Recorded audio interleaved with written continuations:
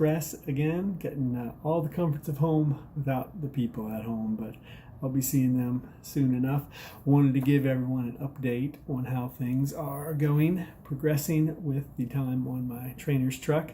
We left Athens Monday afternoon for a Tuesday delivery. We had a 4-stop load of some various steel bar and angled steel that we took to Charlotte. Had 2 stops in Charlotte and then 2 stops in Greensboro. That was fun. I got to drive up and over the Smoky Mountains at night in the rain, so that was cool. Had a good time with that, actually. I didn't mind that at all. We got to Charlotte and Greensboro and got those 4 stops off. That was kind of neat. We went from, our first stop, we parked overnight. Monday night was at a very large facility, plenty of room, acres of parking lots. Drive in one side of the building, drive out the other. And then our last stop was smaller than that, much less room than that. So I got to practice some of my backing in tight spaces, backed into their flatbed dock and got all unloaded and everything went well. My trainer's very patient and helpful. He's been driving a long time, longer than I drove when I drove previously, so he's a big help with that. We left out of Greensboro and deadheaded to Bennettsville, South Carolina, where we picked up 45,000 pounds of OSB, which at that point is probably more plywood than I've ever used in my entire life. We took that load of plywood up to Archbold, Ohio, which was a good run from Bennettsville, South Carolina. That was on a preloaded trailer, which was really neat. We pulled into the facility. Maverick has a number of trailers that they stage there, and this company loads it up, secures it with straps, and then puts a tarp over it and everything. We had to do a few little adjustments to the front and the back of the tarp just to get it, a little bit tighter going down the road. But otherwise, it was a pretty quick procedure. We drove that up to Archbold, Ohio, and as if the 45,000 pounds of OSB that I had on the trailer weren't a lot of plywood, we were at this huge complex, Souder Woodworking, where they make flat pack bookcases and desks and things. I've got 3 Souder bookcases at my house that are pretty neat to be delivering stuff to them. But it's a massive, massive complex, and we were at one of the smaller buildings, and that building was probably 2 acres under roof, absolutely filled with OSB, as if the 45,000 pounds I had been hauling to them weren't, that was more plywood than I've ever used. I used to work in a lumber yard, so I've seen, big stacks of lumber and things, but I've never seen that much plywood in one building in my life. They had it literally stacked up 20 feet tall all over this building that was probably 2 acres under roof. It was neat, that's for sure. So we left there and deadheaded about 150 miles or so to the east side of Cleveland and picked up 2 steel coils. So I had never hauled steel coils before, but I have now. So I'm a steel hauler now. Well, a steel hauler in training. Not quite an official steel hauler yet, but soon I will be.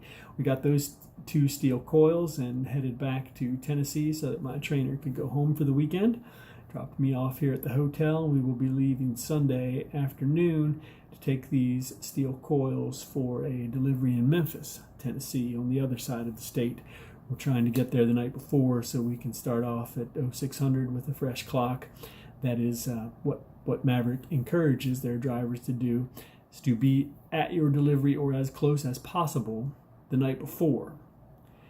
That way you can start your clock as soon as possible to your delivery time and have a full day available for Monday morning.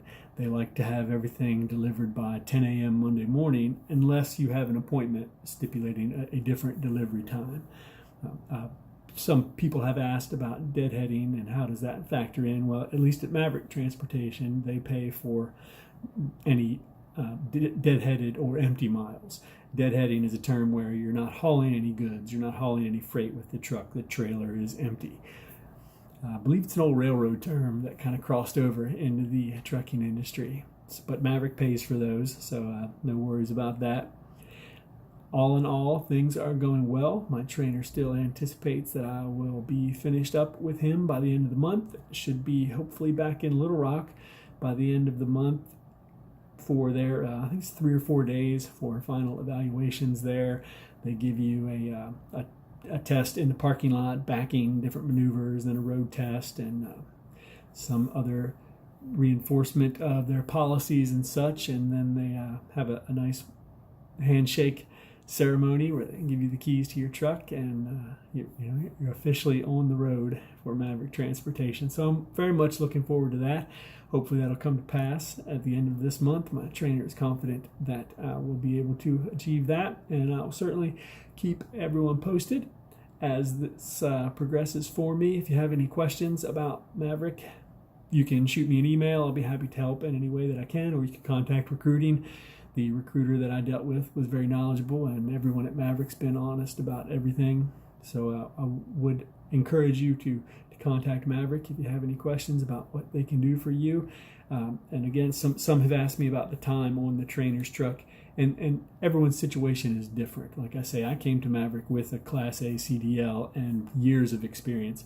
My experience wasn't what they call recent experience, which is a term you'll hear in the industry, meaning that my experience was too old for them to put me on the road as an experienced driver. I had to start off with one of their trainers. So I'm probably going to progress through that time on the trainer's truck a little quicker than someone who wouldn't have that experience to draw upon.